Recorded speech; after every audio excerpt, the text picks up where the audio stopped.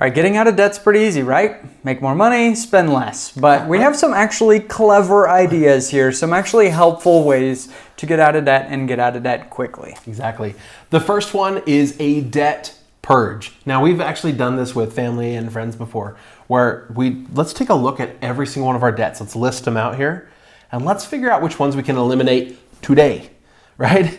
Now, the only way to eliminate that debt is either to pay it off right away or to get rid of the thing causing the debt. And that's the opportunity here is, do we really need these 2 cars?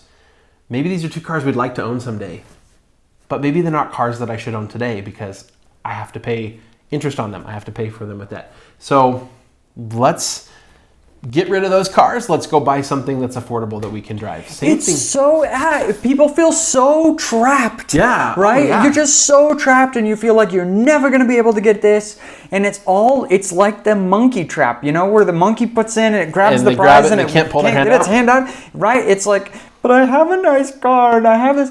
It's like, I bet half of the people who are currently in debt and worried about it every night could just be out in a week. Probably. Go sell your house, go sell the cars, just everything. Get all of it and just dump it, right? And where's that going to leave you? Well, it's going to leave you at square one. Yep. And you know what? When you were in a mess before, square one is great. Yeah. It's awesome. So just do it. Just dump everything. Go buy a stupid $2,000 car, one of them, that you share between you and your wife, and you drive each other to work and all that. But you're free again. Yeah. It's free, and you can build up right the next time. And you might say, well, I can't just do that with credit card debt. Wrong. If you have credit card debt, you used it to buy stuff, right? Mm-hmm. Some of that stuff is stuff that's sellable. You might think, oh, but I really want to keep that. Mm-hmm. I'm sorry, you haven't earned it yet. You borrowed somebody else's money to do that. And so let's start over. Let's start over at square one. Let's clean the slate. And then we can work on building it up, and it won't be long. Dave Ramsey, you've heard his story 100 times, right?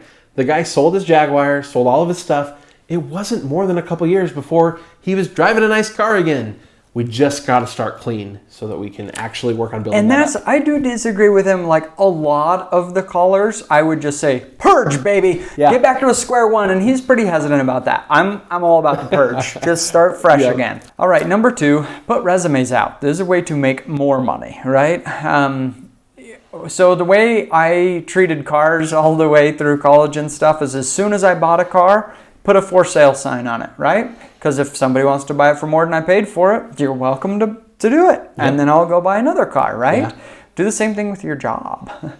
Even if you like your job and you are happy where you be, go put resumes out. It's not that hard to just go on LinkedIn, look for who's hiring, and shoot a couple resumes over, because why not? I bet there are a lot of people right now who could be earning an extra 15, 20 if they would just look around. Yes, a lot of people lost jobs during the pandemic, but also there are a lot of available jobs, a lot of people who are doing really well right now. Yep. And just see, why not? Doesn't hurt anything. Yeah. I had a family member who a few years ago, he didn't even put his resume out. Just someone who knew him offered him a job that would have paid substantially more than where he was at. And he didn't want to leave. So he went to his boss and said, look, I don't want to leave, but I got this other job offer. They're offering me a lot more, like $20,000, $30,000 a year more. And he's like, I don't want to leave. I like it here, but I really can't turn down this opportunity. What can you do for me? And the boss promoted him, right? And gave him substantially more money. You could probably do the same thing. If you haven't been doing this at all, if you haven't been going to your boss asking for raises, considering you're being considered for promotions, having an offer on the table is a great way to let your company know that you know what you're worth in the marketplace. Now, obviously, you have to do this one responsibly. Yes. Sometimes you do want to stay in a job because you know there's great growth for the future. You're learning things. There are a lot of good reasons to stay. But I think many people could take advantage of this. The next one is to do a spending freeze. Now, we actually have a friend that's doing this right now. Yes, he's awesome. There's a lot of prep that went into being able to do this. But overall, the cost savings is... He's doing 90 days. 90 days, 3 months. Where they're spending nothing except utilities that he was like, well, we could prepay, but that's just kind of silly. Even food. I mean, they prepaid everything. It's utilities and gas. That's it. Yeah.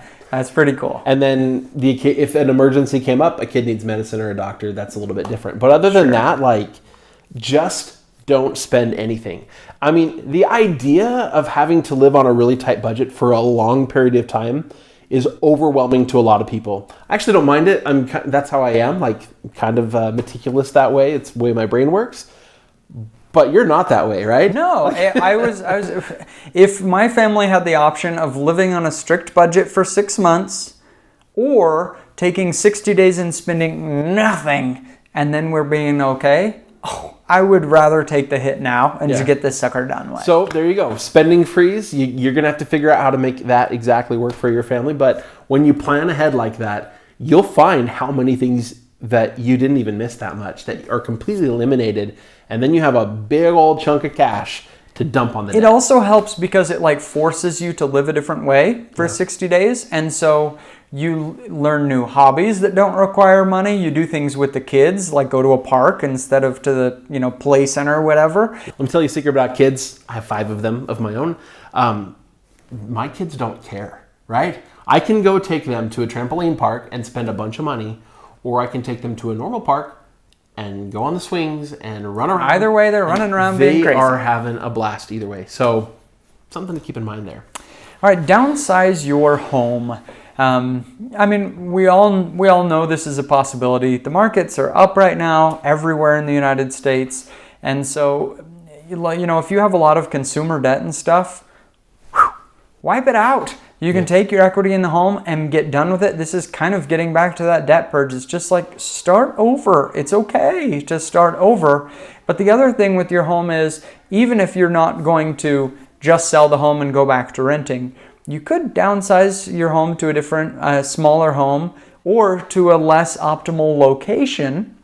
We live in the Boise Valley. You could go out to Emmett. It's a 25-minute drive to everything. It's very far out there, but you may save $150,000 on your house by going out there.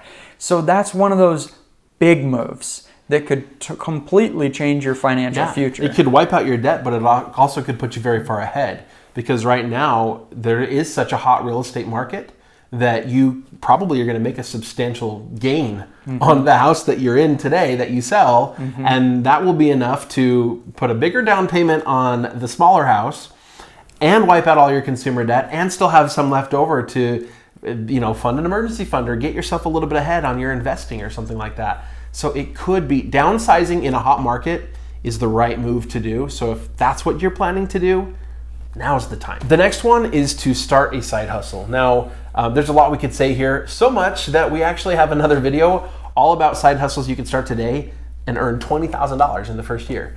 And if you don't mind me saying so, that was a good video. Yeah. I really like it. Because we put a lot of thought into that. It's not just your typical, go deliver pizzas kind of stuff. There's stuff that actually you can make significant money in 1 year doing that side hustle.